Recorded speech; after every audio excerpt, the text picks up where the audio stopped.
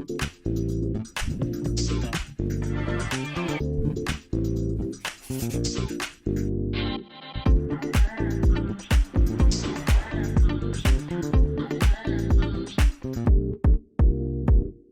y'all, it's your girl Monét, and welcome back to the Exchange Rate, a little talk show where I and I alone serve as judge, jury, and fashionista. Yes! Super cute. As y'all already been done knowing, we have a really dope show today, and I'm ready to jump right on in because from Miami to viral, Saucy Santana is coming on by. And later we're getting a little political with the diva on the front lines. Stacey Abrams is also here. Right? Stacey Abrams, but y'all know what time it is. Let's get into the gig. Hit it!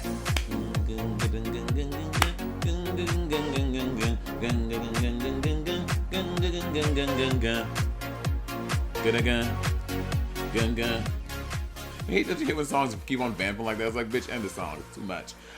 So we had the past couple of weeks off because I had to take a much needed, I felt, for myself and my well-being, a nice end of summer hiatus, to like recharge, relax, get dick down. You know what I'm saying? I must say 10 out of 10 would recommend. The dick was lovely and I feel invigorated. I feel rejuvenated. I feel like I'm ready for the winter alone. I also stopped by Florida. I had to take care of some business in Florida. And I had seen the news of Florida was a little crazy. But I preface this by saying the news always makes everything much worse than it is. For example, I know Portland had like lots of riots and stuff. And, there was a lot of civil unrest. And I would like talk to friends and they're like, girl, that is like one block downtown. The rest of Portland is pretty normal. Like everyone thought like New York. What some publication said that New York is in a state of emergency. Like a couple weeks ago, like New York is a mess, and there's this really fierce TikTok. This guy opens up, he's looking at the article on the computer, then he walks over to his window, he pulls the blinds, and it's just like literally Snow White, ha ha ha. Ha, ha, ha, ha. And it's like pretty normal outside. So Florida was that too. I was a little shocked because I live in New York City. There's been no indoor dining there. New York still had so many. At that point, New York wasn't. The gyms in New York weren't open yet. So like New York was that. And I went to Florida. Gyms was open. People were dining indoors. I went to a restaurant. She was like, indoor or outdoor? I was like, you watch your mouth. Who are you talking to? And she's like, do you want to dine indoor or outdoor? I was like, oh. And I was like, my brain forgot that was an option available to me. But I stood outside because, Miss Corona's airborne and I'm not playing that. But yeah, so Florida was cute. Florida's fine. But we're back in New York. And another thing I'm realizing that every single person has an OnlyFans now. I feel like OnlyFans are the new Pokemon Go's. I don't know. And good on you if you have an OnlyFans and you're like showing like really dope content. Like Plastic Tiara is so hot in her content. I'm like, all right, titties, yes. But what's that kid? The boy from from Teen Wolf, the one who was Tyler Posey. Tyler Posey has an OnlyFans, and he's cute. He's a young Gen Xer, cute little boy. But y'all know that this multi-million-dollar celebrity dude is not going to be up on OnlyFans showing us the goods. Like that's just not what it's going to be. So in my mind, knowing that that's going to be the truth, I'm like annoyed. I'm like, no, Miss Thing, you're going to have OnlyFans. Give me the full frontal. I want some insertion in some articulation. Like I want to see the real deal, not you just doing what? I'm sure it's gonna be cheeky shots like him reading a book, like opening a magazine, like with his ass to the camera. Ass is cute, ass is fine. Bitch, I want to see some dick. That's what I want to see. But well, is he of age? Oh my God, is he over 21? We talking about these things? Or over 18? Oh God, cancel! We need to be canceling Tory Lanez because I don't want to do a whole story about it, but we all know the whole Tory Lanez shooting Megan, which on the show I call him Tory Lanez, and y'all read me for filth. I got it now, Tory Lanez, mental note, and him shooting Megan, and Megan like, oh my God, Patty's laughing, canceled. Oh my God, wow. So you think the pain of black women is funny? No, I'm laughing at Lil Nas. I know, it's so old. Like I'm someone's uncle. But like, now that I see see it, I would never read that as Lil Nas. I know, Like, I what know, in the- I know, okay. I know. But Megan named him. She named him and shamed him on IG Live, and he got mad. He came out with the album, which the album is flopping big time. It's like terrible, horrible sales. And in the album, he devoted a whole song to Megan, and it is really gross, saying that she's lying about him shooting her, because if she shot in her foot, how was she able to walk, and how was she able to film WAP? Are you an idiot? WAP was filmed before the shooting. Do you not know how music videos work? Like, what are you talking about? These dudes, these straight dudes, honestly, are the dumbest species that is in existence. Straight dudes. Ugh. Blech. But they're not as dumb as this current administration, because they're trying to make all of us pay with this tired ass, whack ass Supreme Court pick, Amy Coney Barrett. Now, in my pettiness, I put her name all in lowercase letters, because that's like my fuck you to her, and I forget about it. That's my own thing. Trump. Rest in peace, RGB, the notorious RGB, who was a woman ahead of her time, who was ahead on so many great issues like Roe v. Wade, and really forward thinking, beautiful, beautiful, beautiful angel. She passed away, and now Trump is choosing ACB. Oh my God, let me not even what you call that? Abbreviate acronym. Yeah, we not. Well, an acronym is something. Yeah, an acronym is something that stands for whatever, but you make it into a word. Right. Let me not even acronym her. She ain't acronym worthy. An acronym is when you take the first letters and you make it into a word, like ASCAP or whatever, ASCAP or whatever. Right, she's an acronym, ACB. No, RGB is just the initials, so it's just an abbreviation. I don't think that's right. Whatever. We're not calling her Rug. I don't think you're right. We're not like Rugby. we didn't make it a word. Rugby. It's RGB, so or RBG. All right, sure. Whatever. Patty's wrong. I'm wrong. We're all wrong. But we're not gonna shorten her name. She's gonna be Amy Coney Barrett. And yeah, she's very conservative and she's super religious, and she is going to be a stain in the Supreme Court. I said what I said. I ain't mincing words, and this is not a positive thing for us. She is super religious. She has gone on to say that marriage and family are founded on the indissoluble commitment of man and woman. Big red flag. We queer folk are just not getting rights in this country, and we are electing someone who is already looking to tear that down. She believes that states should be able to limit abortion access. Red flag. Also, coming from a woman, you would not think a woman would want to take rights away from other women, which goes along with that toxic organized religion mentality, because she comes from a very, very, very religious group, the People of Praise, which a lot of outlets said that the People of Praise had handmaids, and they alluded that the handmaid's tale was based off of her religion. That has since been debunked. I lost the nail. Whatever. That has been debunked, and that is not true. I just want to say that because I posted about it. A lot of people posted about it. That is not true. However, when you have super religious people, these are the things that we're afraid of, and we think that they are threatening our very existence as human beings in this country. She has also disagreed in the past with the Supreme Court protecting Obamacare, affordable care for all people in this country. Again, a huge red flag. These are things, to me, these are non-negotiables. These are just principles to live and exist in this world. So it's really, really, really scary. And the Senate is just playing, they're playing games. They barred Obama from picking a Supreme Court justice 9 months before an election. Now we're 35 days out, and the election is currently going on because people are voting early already. They're trying to push this Supreme Court justice through. So it's this Republican conservative Senate is talking out of both sides of their face, and it's really, really, really gross. Hopefully I'm watching a whole lot of news things, and they're like 25 really staunch conservatives that are like senators that are going to hold on and try to push it through. So hopefully the others in the red Republican majority will at least hold off on picking until the election. That is our hope and prayer, and let's see that it happens. Amen. And and now we are already trying to fight the conservatives and the staunch right wing. Black Twitter is eating itself on some BS, and I have to talk about the story. I saw it and I was like, this is so silly. Eve. Eve. Now, I love Eve. Rapper, talk show host now. Like, Eve really went from, like, Rough Riders, like, like really dope rap music, which shout out to her album Scorpion. Scorpion came out in 2001, I think. Such a great album. You had Let Me Blow Your Mind. You Had Me, You Lost Me. That was a song that video kind of made the Harlem Shake famous. Y'all remember? Who's that girl? La, la, la. Like that shit made the Harlem Shake poppin'.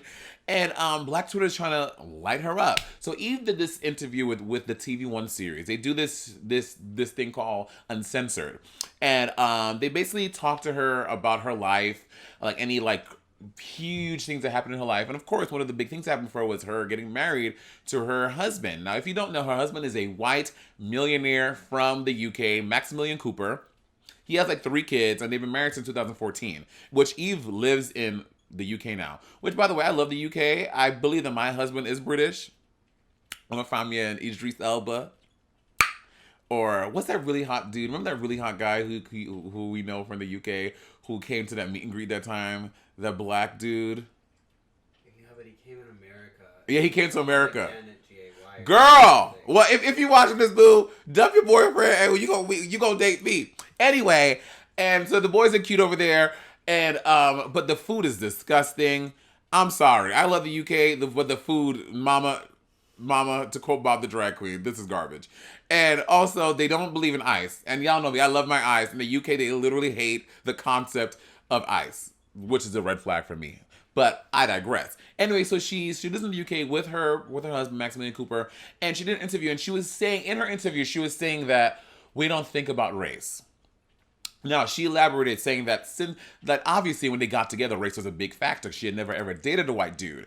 But she was saying as they progressed in a relationship, now that 2014, that's 6 years, now that they've been married for 6 years, obviously, race probably does not play as big of a factor in their relationship, if not as much anymore. So Black Twitter got mad at that, saying that Eve said that what did they say? I want to read it verbatim. They said that they said that Eve is saying racism ended for her after marrying a white man. That's literally not what she said. And that gets me so upset because obviously people are just going in on her, calling her a bedwench. Do y'all know what the term bedwench is? Well, I said it in the Urban Dictionary terms. The dictionary says this: a term typically applied to females of African descent who give themselves to white men of high status sexually and engage in privilege and promotions, etc. So basically saying that back in slavery days and back in hundreds of years ago, there would be black women who would have sex with the white slave owners, etc., and they would have benefits because of that. So they're likening it to that, and it's just not true. It's gross to even interpret it that way, and to take that one snippet and elaborate and making it feel like that. She even said that because they're together, it has opened his mind on racial issues, and they talk about those things, which because white folk probably don't think about racial injustices like people of color do all the time, because we deal with it on a daily basis. So it was a very beautiful interview, and they really and she was just speaking on that, and it's really nasty that people turn into that. Like, that's really, and I love Black Twitter. Black Twitter gives me life, especially around Thanksgiving time. It's about to be Thanksgiving. They do all the Thanksgiving with black families. That shit is so funny. I love Black Twitter. Black Twitter likes to light people up and gather people like a ponytail. In this case, Black Twitter, y'all wrong. It ain't cute. So Eve, shout out to Eve. Good luck to you in your marriage and your hubby and your family in the UK. And I want Eve to have a baby. Eve would have such a cute baby. I love Eve's nose. I know that's a really weird thing to say, but I love her nose. So it's so cute, right? And maybe Eve, y'all know what I'm gonna say. Eve, come on the show. We're gonna talk about it. Last story I want to talk about is Lil Nas X. Now, I love Lil Nas X. I love how unapologetically queer he is. That pink cowboy tuxedo literally turned me out. I'm getting one made in a drag version because it is literally the business. It's hot. He was nominated for 13 Billboard Music Awards. 13. Now listen, y'all not gonna like this. Y'all gonna say it's a little shady, but 13? 13? For that one song. Now, I think the song is cute. It wasn't necessarily my gel. I didn't like gel with her. She wasn't my cup of tea. She wasn't my vibe. But I can still acknowledge it was a good song and it was cute. But for 13 Billboard Music Awards, and granted, the song did really well commercially and people really, really loved the song, but I was like, 13, mama? Okay. And he's second. He's the second most awards nominations. Post Malone got nominated for 16 awards. But some categories he's up for is top new artist, top male artist, top Hot 100 artist, top streaming song artist, top streaming. Which, how can top streaming song artist be like? It should just be the one with the most. Like, that's, to me, that's not a competition. You just calculate who had the most streams and be like, it's like a numbers game. Like, how I don't understand her. Top rap artist, top rap male artist, and a lot of it's all because of Old Town Road. Bitch, that just goes to show you, mama, you just need to make one hit and you are good. You're good. You're good. Like, think about the person who wrote I Will Always Love You. Think about the person who wrote I Don't Want a Lot for a Girl, set. Millionaires, probably billionaires at this point. Like, girl, you just need one hit, mama. Can someone make There For You famous, please? remember how Lizzo, Good As Hell, got so really, really, really relevant after it had been out for like years? Girl, I need that to happen to me. And I will say the Billboard Music Awards distributes these awards based on like how the songs chart on the Billboard chart. So that makes sense. It was number one for weeks on end. So that all makes sense. And he's already got some awards in his pocket. He won 2 Grammys for Best Music Video and Best Pop Duo Group Performance. And he won he's the first LGBTQ artist to win Song of the Year at the VMA. So shout out to Lil Nas X. I'm not shading you, baby. I'm just saying. 13? Oh, yeah. Oh, before we end the gig, guys, this show is available in podcast form. I know. If you want to relive the joys of the episode, but you got to get on the train, or you got to get on the airplane, or you got to get in an automobile. That's the movie, right? Planes, Trains, and Automobiles. If you need to digest any episodes, our whole catalog, our whole catalog is on there. All 61 episodes of The Exchanger are available on podcast form. Go to the description box below to click the link and you can listen to it. We're on Google Play. We're on Spotify. We're on Apple Music. We're everywhere. Everywhere podcasts are available, The Exchanger is there. So go and please review it. Please write a review and rate us 5 stars. That shit really helps. And this is a show by a queer, black, non-binary person. And this is produced by many people of color and queer folks. So please go check The Exchanger out wherever podcasts are available. At the very ripe age of 26, our first guest does not do anything that don't go viral. I don't even think y'all are ready for the stunts, shows, and shenanigans that's about to happen. Make some noise for the crazy Saucy Santana. Woo! Saucy, what's poppin'? What's up? I'm living for this whole vibe. The hoodie, the glasses. You give me very demure cut. Mm-hmm. I got a studio session after this, so this is my little studio vibes. Oh, are you giving us some more hits? Mm-hmm.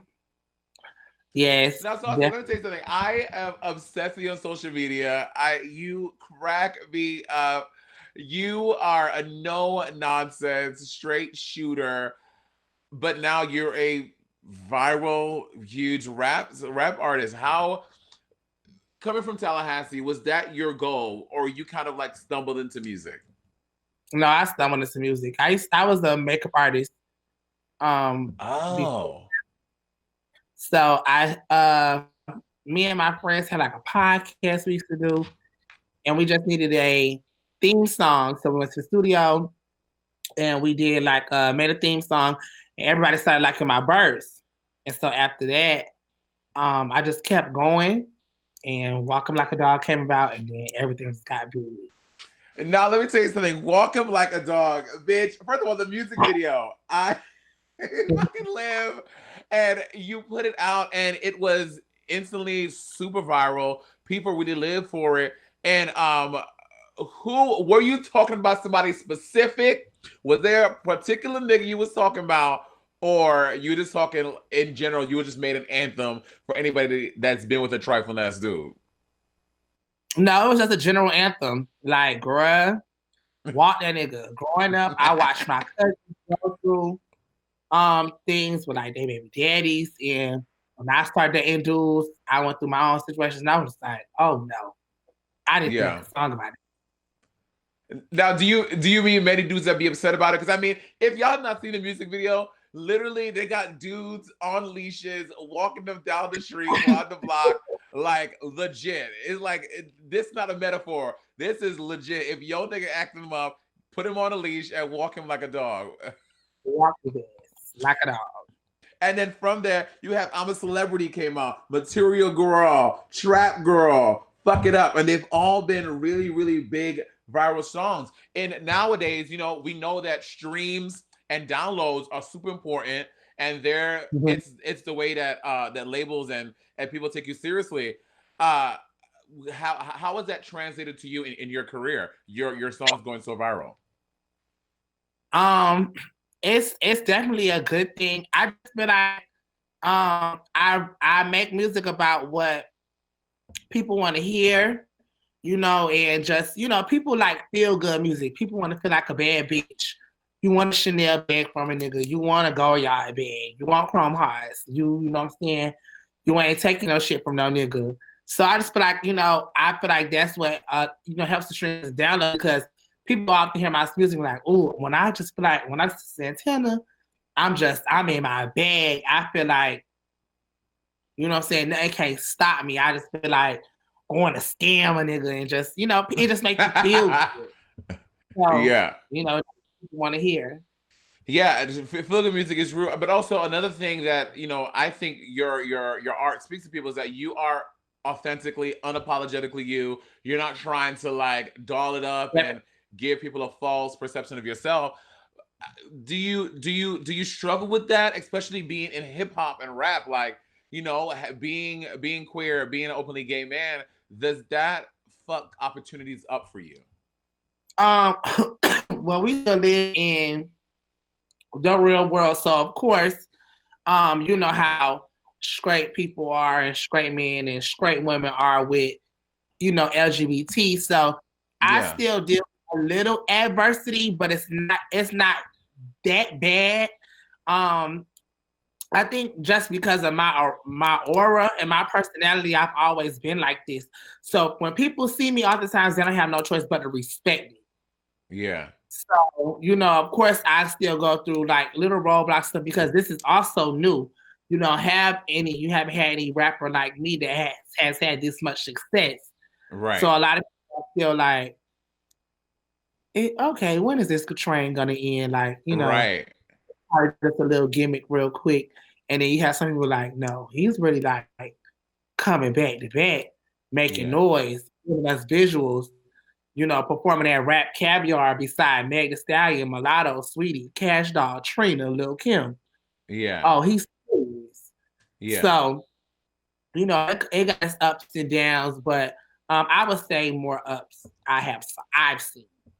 Yeah. And I mean, honestly, one of the big moments that made me aware of you was that crazy moment where, speaking of adversity, where someone shot at you and literally you got caught in an incident. and the news was there, and you were so tight, you were so bitter. You were like, put a band-aid on my shit so I can go. I was like, Saucy is not fucking around. Yeah. Okay. Which is such a crazy thing. But since then, have you had anything crazy like that happen? No. After that, I think I had got to like I used to at a club. Some people try to jump me and end up macing me at a club, but other than that, it wasn't nothing as traumatic as that. Yeah. But I'm so gangster. I done been with boys and been in shootouts before, so it was just different for me that time because I'm used to being caught with my nigga. He going to shoot at somebody else.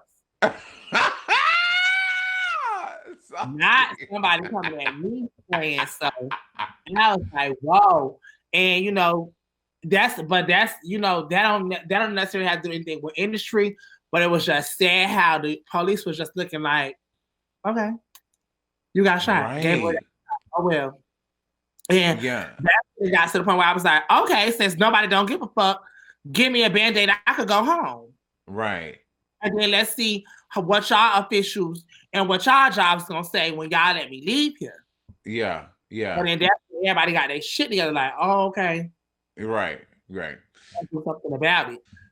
Now, in music, like you said, you've performed on the same stages as a lot of these main artists. Do you think, like, when are you gonna do a big collab with one of these artists? Because obviously, you got the bars, you got the verses. When is a Meg Thee Stallion, a Cardi, a Nicki gonna collaborate and bring you to even crazier, bigger, the Grammys, the Billboard Music Awards? Like, when are we seeing that? I think, well, as far as like Grammys, I got invited to Grammys last year. I didn't go because I had shows to do. I got invited to BET Awards. I turned that down. I just, because of work purposes, like I was touring crazy. I was like, I'm going to get my coins. I could go there. Yeah. That's every year. Yeah.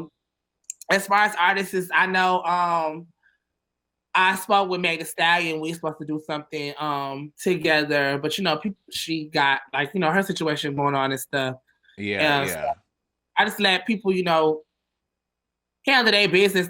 Every artist be having their own things going on and stuff. So I don't rush things. I feel like it is what it is. When it's time, it's gonna happen. I'm still building my portfolio anyway. So yeah.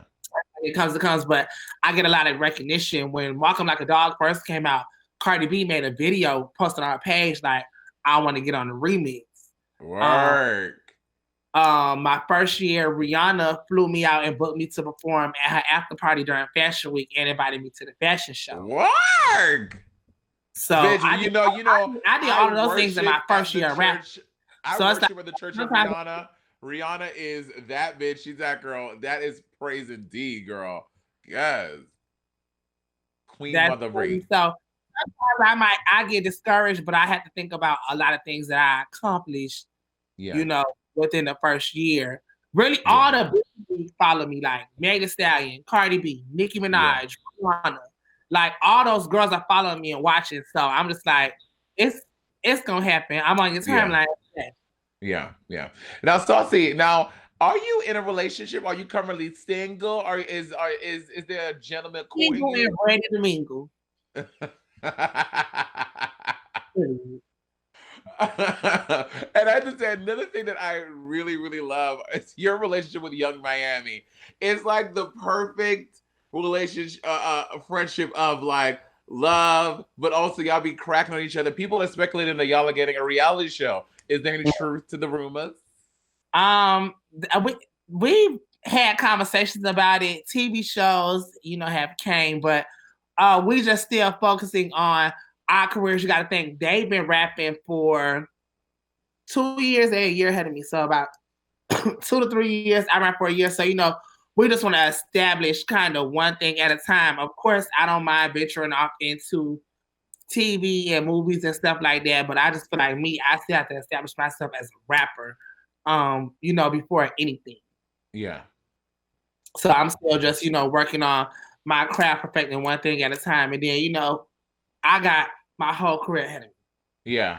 And we were just talking before the interview started. In my mind, I think a lot of the fans, I'm a fan of yours.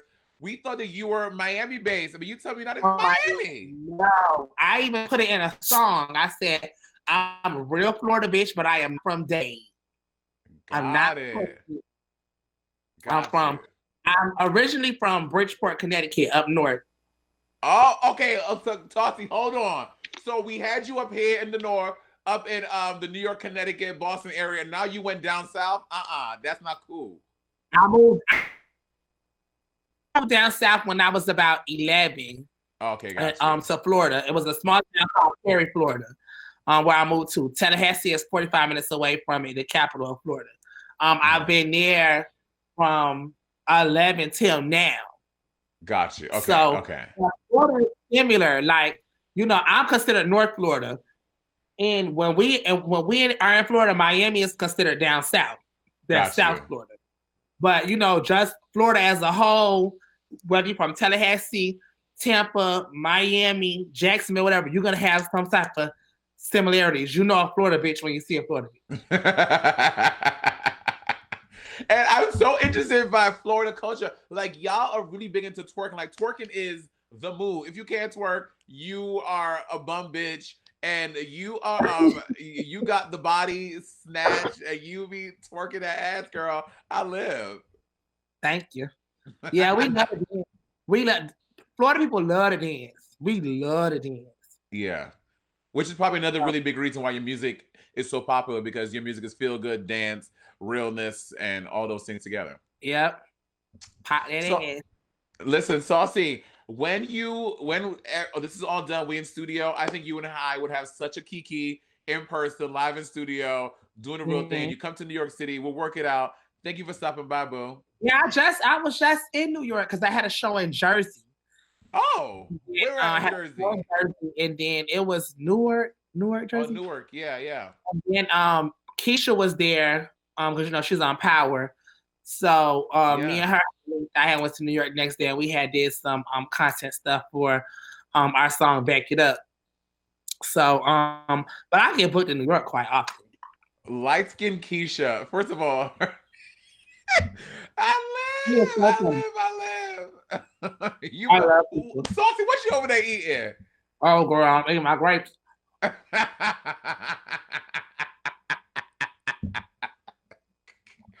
Saucy, we're gonna have a kiki. I know we're gonna have listen, next time I come down south, wherever you are, I'm gonna DM you, but we gonna kiki and we hanging out. We're gonna be having an event. Pride? Oh, when is Pride? Is soon, right? Oh, it already passed. That's did you come? Oh no, I didn't come. I didn't know.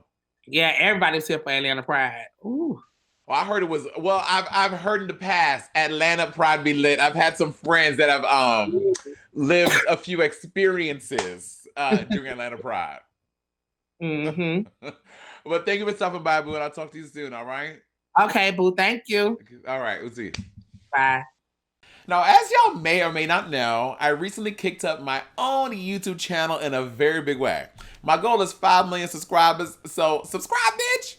This week, we're looking back at 25-year-old balding me, pretending like I know anything about drag, and trying to convince RuPaul to let me on his, at that time, non-Emmy nominated ass show. I started auditioning in season 6, and I thought that I was trying to give the judges versatility. Keep in mind at this time, I was probably doing drag for about a year or a year and a half, 2 years. I didn't really have, no, it was like a year. I was doing drag for a year.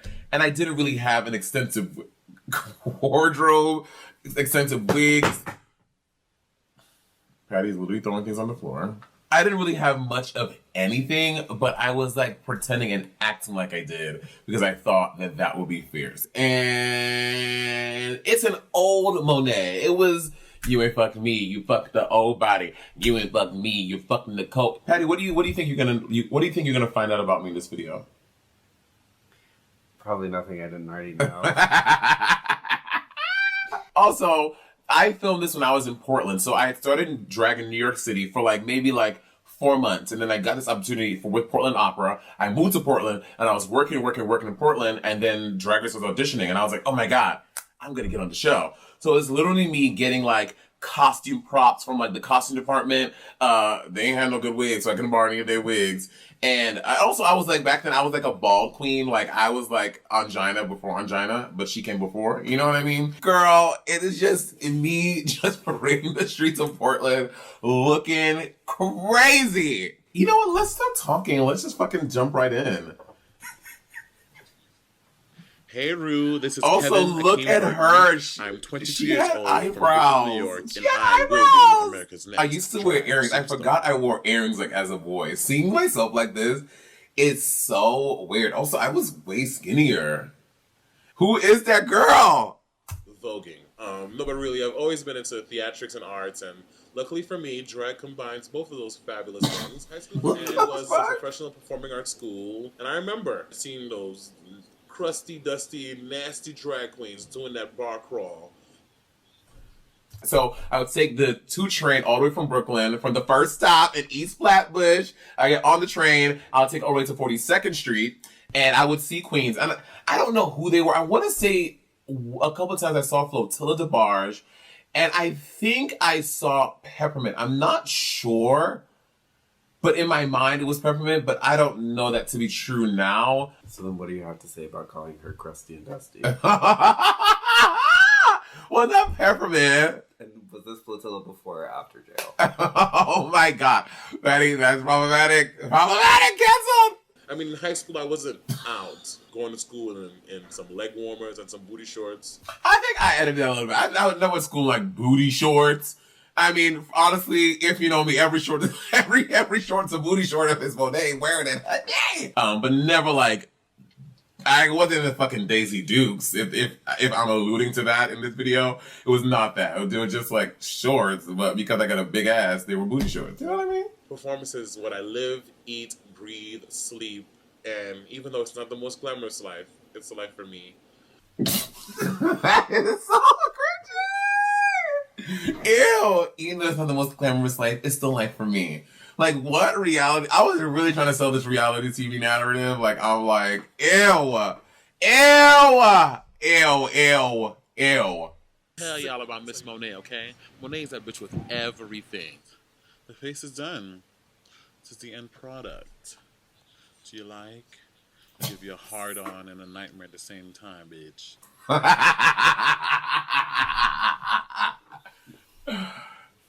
You giving me a hard on is a nightmare. Okay, I am not mad at this face. This is only a year into drag. Yes, the eyebrow looks crazy. Yes, the crease is crazy.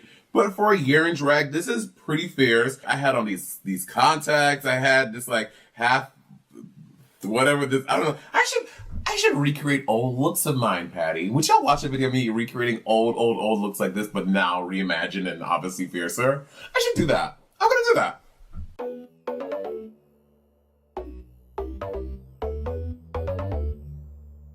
The full video will be live on my YouTube channel tomorrow morning, so make sure you're subscribed with the notifications on. Here at the Exchange Rate, we cannot stress how important this upcoming election is to all of you watching. With voter suppression tactics on the rise, we are super honored to sit down with one of the warriors on the front lines of making sure all of our voices are heard. Please welcome the incomparable Stacey Abrams. Thank you. Thank you, Stacey. Stacey, how are you doing, my love? I am well, thank you. It's a little chilly here in Georgia, but so far so good. Okay, you were saying chilly. It's like 70 degrees. That is like perfect weather. That's called winter. Oh, winter. Not winter, Stacey. No. I grew up in Mississippi. I moved north to Georgia. So that's about as far north as I can go right now weather-wise. You know, I lived in Georgia for for like my 4th grade year of school. And I remember when I was there was like an ice storm. It was my first time ever experiencing an ice storm. I was like, this is bizarre. Like, ice had frozen everything over. I felt like I was literally living in Elsa's castle in Frozen. But I bet you everything was shut down, wasn't it? Oh, school was closed for like 2 days. Yeah. Like it was crazy. I was like, guys, it's a little bit of ice. I think we'll be okay. Someone get a hairdryer. We can melt this ourselves. You know what I mean? Yeah. So, Stacey, I want to say I have watched countless interviews. I mean, I was so when in 2018, you know, it was such an unprecedented, and everyone everyone was rallying behind you. It was such a big historic moment. And I just remember every time I see you on camera, you just have such a warm, inviting demeanor and presence. And now you say it, obviously you grew up in the South. It's like par for the course. Well, look, I live a privileged, blessed life. I have the opportunity not only to dream of things, but to work to make them so. Yeah. And if you're doing this for the right reasons, if you're doing it because you want people's lives to be better, then the best way to meet the moment is to be as open and as welcoming as you can, because this is hard work. And if everyone's angry about it, or if you're always mad, I mean, look, I am always angry, but my anger is fuel as opposed to, the way I try to meet the world. Yeah, I feel that. And I mean, which is why people like Barack Obama and Oprah, the Queen Oprah, is like a huge Stacey Abrams fan. Can you please talk about your Oprah moment? Because I read it online. I remember reading online. I was like, oh, if Oprah was calling me, I would literally stop the world and whatever was happening to chat with the big O. So we were in South Georgia. We were down campaigning, and South Georgia has, unfortunately, wide swaths of the area with no cell service, with no broadband. And, you basically step on a patch, you got a signal, and then you lean to the south and it's gone. And so I get this note that Oprah's calling, and I pick up the phone and I'm like, can you hold on? We need to pull over to the side of the road. So we're pulled over the side of the road near a ravine. There are raccoons. There's a train, but Oprah's on the phone, so all is right with the world. I love that. Well, she asked me, we were talking, and she's like, what do you need? And I'm like, an endorsement. And she's like, honey, I'm offering you anything. What do you need? And she volunteers to canvass, to knock on doors. What? It's like talking to your fairy godmother, but thinking all you can ask for is a penny. He's amazing. Let you get a little bit to voter suppression. Stacey, you have been fighting this for a long time, and a lot of it is because where you grew up in the South, with experiences with your grandparents and voter suppression. And so would you say you grew up just expecting that to be part of your reality? Well, I grew up with the Voting Rights Act. So most of my original work was expanding access, moving us from that moment before the Voting Rights Act, when Blacks did not expect to have the right to vote, right, much like my grandmother, and really getting us to understand that we now had this power. Yeah. Unfortunately, starting in 2013, the battle shifted from expanding the right to vote to simply protecting it for those who had it, because that's when we saw this retrenchment and resurgence of voter suppression in earnest. Gotcha. And this is kind of where your brand new movie All In picks up, where you're like tackling it head on. You're not mincing words. You're being really direct and like trying to tackle the issue of voter suppression at the root. Talk to us about All In and what we can expect to any awakenings we can have through you about voter suppression. All In is my attempt with the amazing filmmakers Liz Garbus and Lisa Cortez to trace the history of voter suppression, so we know it's not new, but to remind us of how often we have faced it and we've battled through it. Yeah. And in particular for me, it's about making sure that communities of color, that vulnerable community, like the LGBTQ community, like the trans community in particular, that we know that it's not your imagination. It has been made harder. They are trying to stop your voices. But that if we band together, if we bring together young communities of color, the LGBT community, any marginalized and disadvantaged communities with disabilities, if we band together, then we can fight for democracy that actually recognizes and values all of us. And so I see this less as a narrative arc about what happened that was wrong, and more about an arming us, calling us to battle to make certain we know what we're fighting and we know we can win. Yes, you said I in the trailer. You said something so powerful. I was going to read it for the people watching this. You said there's nothing more transformative than a Black woman from poverty having opportunity. I think that is such a major statement, because opportunity is the thing that people that a lot of folk who are the oppressors, when they see that minority communities like Black folk, LGBTQ folk, trans folk, when they see that we're getting opportunity, like it's like we don't even have our foot in the door. We just literally have the inkling of an opportunity to get there. They're shook. They're scared. They're like, oh no, the house is on fire. So that statement really, really gathered me. I was like, oh my God, yes, opportunity is the key word. Access. Yeah, I mean, look, no one is guaranteed victory. No one is guaranteed success. But to your point about getting your foot in the door, we just need them to let us know where the room is. And that's part of what voting does. Voting's how we get the map to figure out where the room is. And my belief is once you get there, no matter which community you're from, your job is to take the door off the hinges and welcome everyone in. And so, I come at this as a Black woman from the South who grew up in poverty, but my obligation is to be an ally. We were one of the first campaigns to have an LGBTQ advisory council in Georgia, to have a council of the disabled who are advising us, to engage other communities of color, to center them, because my success isn't just mine alone.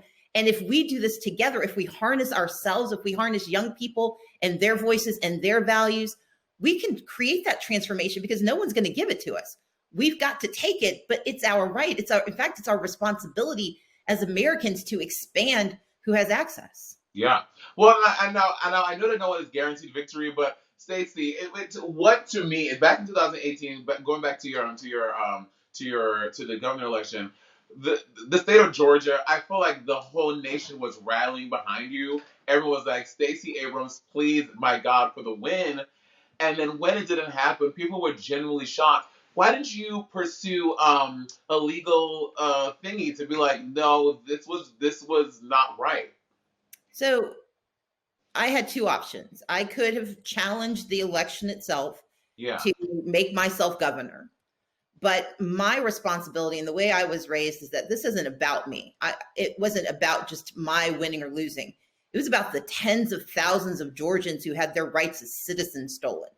And the minute you make a conversation that broad about a single person, then you give those who would be with you, you give them a reason to turn away because it becomes selfish. And you give your opponents the ability to, hide their hands, because they can just say, oh, this is sour grapes.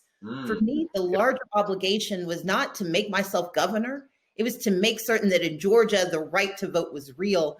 And once we got into it, to make certain across the country that we were ensuring that Americans who have the eligibility to vote actually have the right to do so. So, look, as I said that night, I acknowledge the legal sufficiency of the system that gave him the numbers he needed, but I challenge the legitimacy of any system that allows that to happen.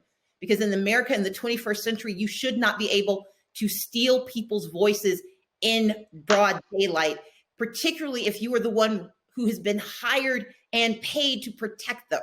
Yeah. And lack of justice for Georgians meant that my little piddling election, while it was important to me, could not be bigger than the needs of millions of Americans to guarantee that their right to vote is real and their right to address issues like police brutality and discrimination, to bring the voices of the LGBT community to the fore, to lift up the name of Tony McDade with the same fervor that we lift up Breonna Taylor and Jacob Blake and Ahmaud Arbery.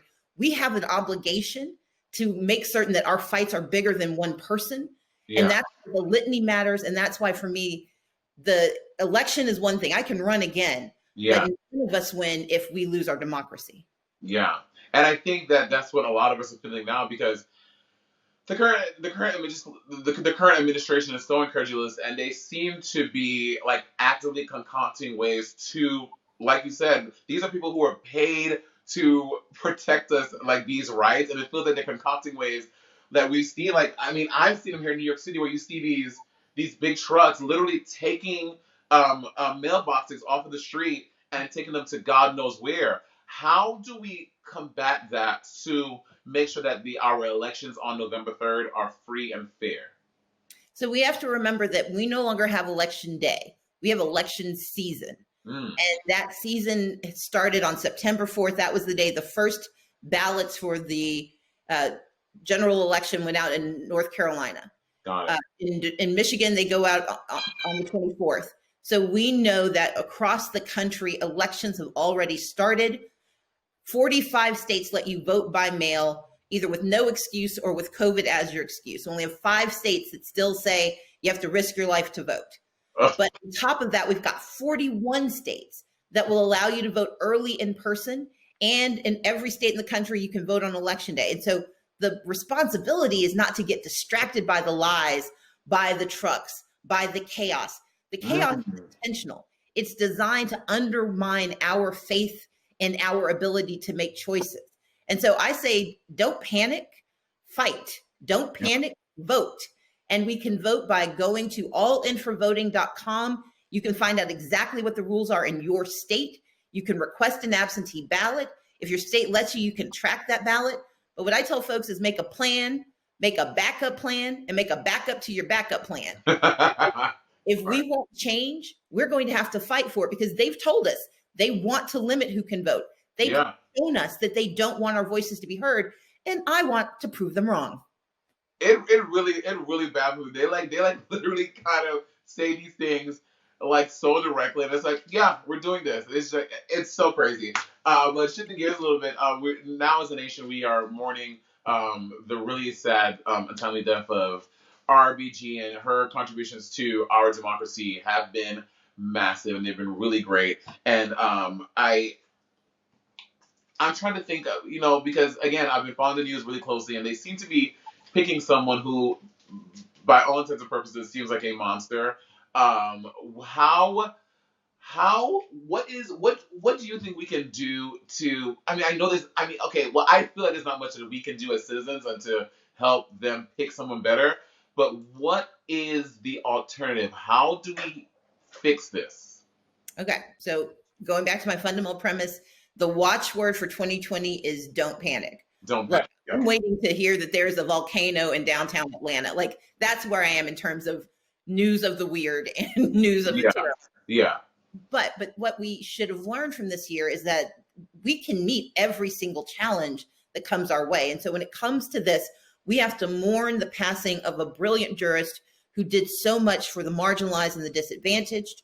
But we have to remember that the court was already tilted 5-4 towards the conservatives. Now it's 5-3.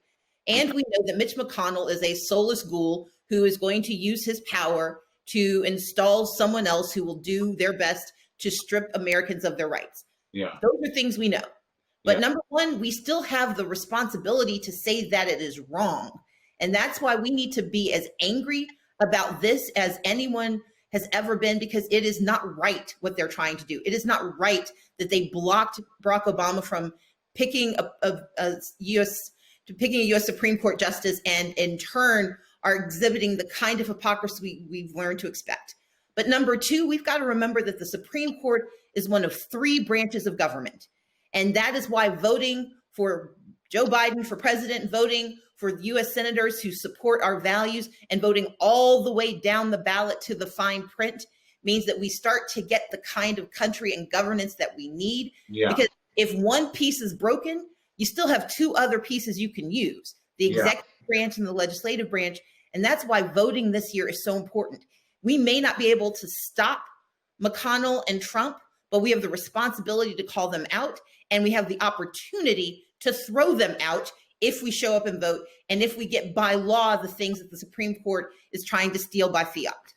Yeah, I've heard that maybe possibly if Joe Biden is elected, that he may be throwing your name in the ring as a Supreme Court justice. I mean, you obviously are a woman who is you are very honorable, and you lead with good intentions, ethics, and a good soul. I think you would be a great pick for a Supreme Court justice, Stacey. I appreciate the compliment, but my younger sister, Leslie Abrams Gardner, is actually the first Black woman to be a federal judge in Georgia. Oh. And she is much better situated for that job than I am. So I'm just putting her name out there. Well, 45 is like a Beetlejuice. You say his name 3 times and he wants to know that he's talking about himself. I nominate, I'm Monét X Change with all power in my hand. I nominate Leslie Abrams. There you go. For Supreme Court Justice. Stacey, what is next for you in government? Because 2018 happened, and you moved on, and you have your amazing book. I have not had a chance to read it yet, but my grandmother loves you, and she's read the book and talks about how amazing it is. The stories are great in it. What is next for you in terms of government? Are you gonna run again? Are you like, what's next? I absolutely will run again. Right now, my focus is on making sure we have fair elections, free and fair elections in November, making sure we have a census that is accurate. So if there's anyone watching who has not filled out your census, please know that they are trying to steal our future by erasing communities of color from the census. They are trying to artificially end it next week. And if they do so, we will lose billions of dollars. This isn't a game. It's that we lose billions of dollars. They have a memo that got to the Supreme Court and actually helped put the kibosh on one of their schemes, where they said if they rig the census, the United States will look whiter and more Republican. We know we're not whiter. We know we're not more Republican. But if they erase us from the census, they can pretend that it is so, and there is no do-over. So please fill out the census. Don't be worried about your privacy. If you have a cell phone or utility bill, they already know how to find you. Fill out the census so you get your money and get your power. My mission is to get those things set up to make sure that redistricting next year is accurate and that it reflects the values and the needs of voters, so we get to pick our politicians, not letting our politicians pick who they want to have vote for them. But after that, I will certainly run for office again. I haven't decided what I'm running for, but my responsibility is to just focus on doing the work. And whether I do it in government or to compel government to do better, that's my job. Yes, and that message, especially for all of my Black friends who be like, I'm not filling out that census. I don't want the government to have my information. If you think the government is not, if you got a letter about the census, they know your information. So please, everyone watching this, please fill out the census. It's so important. It's so important that we don't know. Stacey, this has been a great conversation. Thank you so much. Thank you so much for coming by and stopping by and talking with us. As a Black queer person, you definitely have my support behind you, and I think that you are doing such beautiful and amazing work, and your movie is out now, all in. It's so important, such a beautiful message, and I really encourage people, if you're watching this, to watch that doc. It's on Amazon Prime, yeah? It is on Amazon Prime. And I heard that it's streaming in theaters as well. I mean, in New York, our theaters aren't open, but I guess in some of the cities they may be open. It's streaming there. Yeah, so we were in theaters. We actually did a rollout in drive-in theaters as well. So oh God, New York does not have space for drive-in, Stacey. That is true. At our own. You can park near it, just outside. Thank you so much, and have a good rest of your day. Thank you, Monét. It's been a pleasure. Thank you. Guys, that's all for this week. I am very happy to be back. Patty is not, but whatever. Thank you all for tuning in, and until next time, remember to always keep your currency in check.